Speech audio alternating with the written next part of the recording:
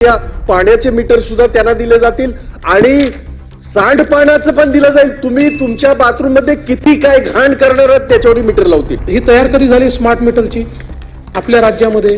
आमच्या काळात नाही झाली. अदानींच्या कंपनी मार्फत हे लावले जाणार आहेत. किती स्मार्टली हे ह्याच्यात केलंय. टेंडर काढल्यानंतर तुम्हाला असं म्हणता येईल की तुम्ही नका येऊ, तुम्ही नाही चालत आम्हाला, तुम्ही या, तुम्ही असं नसतं. हे टेंडर आहे. 100 युनिटच्या खालच्या 1.5 कोटी आणि 300 युनिटच्या खालच्या 52 लोकांना हे लागणार नाही असं आपण स्पष्ट या ठिकाणी सांगाल का? हा माझा स्पेसिफिक प्रश्न आहे. आपण सगळे आपले अधिकार त्यांना द्यायला जर सुरुवात केली तर उद्या हे येईल, इलेक्ट्रिसिटीचे येईल, स्मार्ट मीटर येतील, उद्या पाण्याचे मीटर सुद्धा त्यांना दिले जातील आणि सांडपाण्याचं पण दिलं जाईल. तुम्ही तुमच्या बाथरूम मध्ये किती काय घाण करणार आहात त्याच्यावर मीटर लावतील. हे पैसे शेवटी हे ग्राहकांकडून वसूल केले जाणार आहेत. कारण आजच हे मीटर बसवण्यापूर्वी ऑलरेडी 30% ही विजेच्या बिलामध्ये वाढ केलेली आहे. नंबर 2, हे जे कोण नागार्जुन कंपनी आहे, जे हे मीटर पुरवले जाणार आहेत किंवा यांच्या अदानींच्या कंपनी मार्फत हे लावले जाणार आहेत, किती स्मार्टली हे ह्याच्यात केलंय. ते लावणार फक्त मेंटेनन्स कोण करणार? तर आमचं सरकार.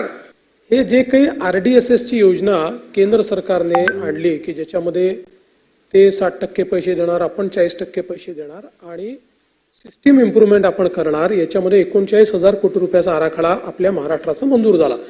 या RDSS च्या योजनेचा भाग म्हणजे हे स्मार्ट मीटर आहेत. आता ही केंद्र सरकारने 26 फेब्रुवारी 2021 ला या संदर्भात सगळ्या डिस्कॉमशी वगैरे करार केले की आपण तुम्ही देऊ.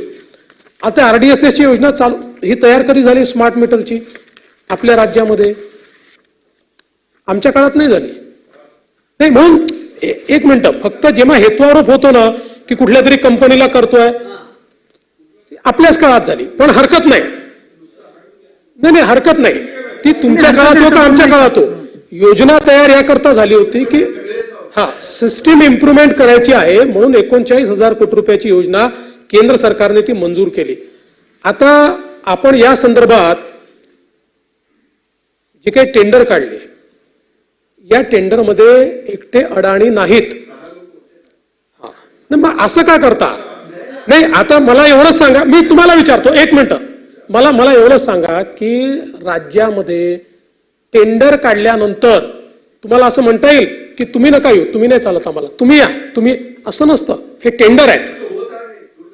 नाही, असं होत असेल तर त्याच्यावर तुम्ही ऑब्जेक्शन घ्या, वेगळी चर्चा ठेवायला लागेल. असं नाही. आता तुम्ही बोललात नाही, माझं ऐकून घ्यावं लागेल. मग मी कामकाज थांबवून टाकतो. त्याच्यामध्ये NCC आलं, अडाणी आलं, जिनस आलं, मॉन्टे कार्लो आलं, या सगळ्यांना हे मीटरचे त्या ठिकाणी टेंडर्स दिले. दुसरं म्हणजे जे इतर स्टेट्स आहेत, आंध्र, झारखंड, बिहार, उत्तराखंड, या सगळ्यांपेक्षा आपले रेट 2,000 कमी आहेत. प्रति मीटर 2,000 कमी आपले रेट आहेत. आणि हे सगळं होत असताना आपण निर्णय काय घेतला? आपण निर्णय असा घेतला, सर्वसामान्य ग्राहकांना प्रीपेड स्मार्ट मीटर बसवण्यात येणार नाहीत. मग कोणाला बसवणार आहे? हे सिस्टीम मीटरिंग अंतर्गत सबस्टेशन मधील सर्व फीडरवर, तसेच सर्व वितरण रोहित्रांवर, सर्व सरकारी कार्यालयांमध्ये आपण स्मार्ट मीटर या ठिकाणी बसवणार आहोत. दुसरं, आपण जे म्हणालात ते बसवून निघून जातील असं नाही आहे. यातली टेंडर कंडिशन काय आहे?